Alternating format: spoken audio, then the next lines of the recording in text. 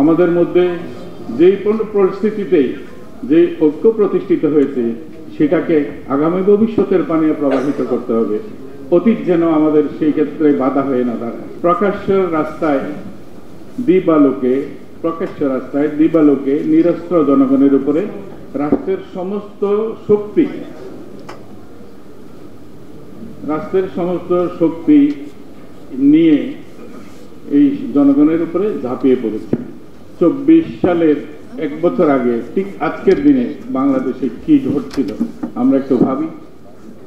19 শতকের বিখ্যাত ফরাসি দার্শনিক জাফল ছাত্রী বলেছেন যে স্বৈরাচার ডিফাইন করতে গিয়ে বলেছেন, ফ্যাসিস্ট ডিফাইন করতে গিয়ে উনি বলেছেন যে কত মানুষ মেরেছে সেই সংখ্যায় স্বৈরাচার ডিফাইন করা যাবে না। RICL TMX, যুগের পর যুগ স্থাপনা থাকে মজবুত।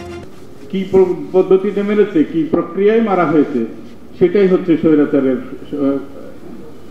প্রধান চরিত্র, প্রধান বৈশিষ্ট্য। এই ফ্যাসিস্টের বৈশিষ্ট্যের সংজ্ঞা আমরা আমাদের আজকের দিনে 2024-এ আজকের দিনকে যদি মিলাই তাহলে আমরা সুস্পষ্টভাবে চিনতে পারবো, বুঝতে পারবো। প্রকাশ্য রাস্তায় দিবালোকে নিরস্ত্র জনগণের উপরে রাষ্ট্রের সমস্ত শক্তি নিয়ে এই জনগণের উপরে ঝাঁপিয়ে পড়েছে। এটা একটা অকল্পনীয় বাংলাদেশ। এটা আমাদের এমন একটা পরিস্থিতি ভাবতে শিখায় যে জীবন বিপন্ন করে যে সমস্ত মানুষেরা এই রাস্তায় এই ধরনের একটা পরিস্থিতির মুখোমুখি দাঁড়িয়েছিল খালি হাতে, তারা কারা ছিল,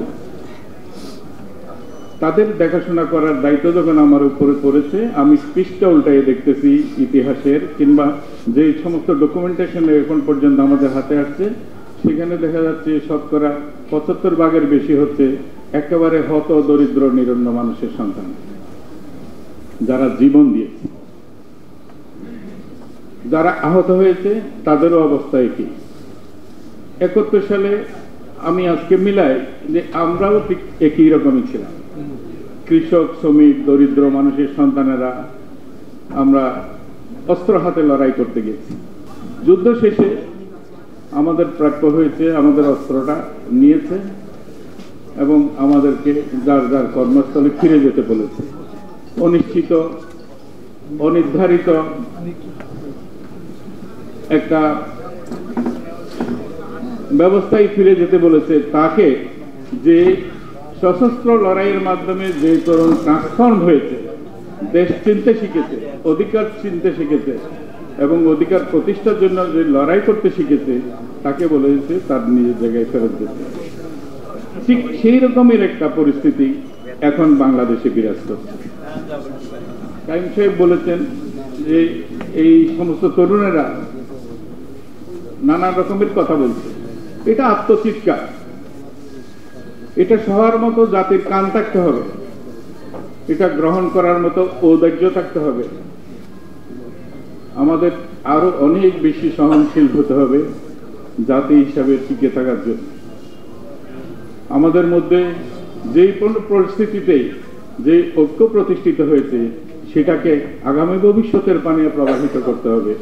অতীত যেন আমাদের সেই ক্ষেত্রে বাধা হয়ে না দাঁড়ায়, কোনো না কোনো ক্ষেত্রে যেন বাধা হয়ে না দাঁড়ায়।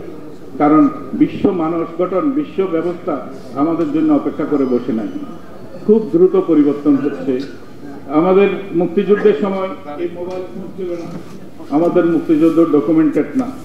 আমরা প্রমাণ করতে পারবো না যে হ্যাঁ আমি এখানে এই যুদ্ধে এই ছিলাম। এখনকার যুদ্ধ কিন্তু সব ডকুমেন্টেড। দেওয়ালে দেওয়ালে গ্রাফিটি লিখে মুক্তির লড়াই করে স্বৈরাচারের বিরুদ্ধে লড়াই হয়। জগতে কি আর কেউ কখনো দেখেছে? সেই চেতনাবোধ অমোচনীয়। ফলে আমাদের সকল রাজনৈতিক শক্তি নানা রকমের চিন্তা চেতনা, বহুমত ভিন্নমত এক টেবিলে বসে আগামী ভবিষ্যৎ রচনা করছে বাংলাদেশে। এটাই হচ্ছে এই যুদ্ধের বড় পাওনা, এই লড়াইয়ের বড় পাওনা।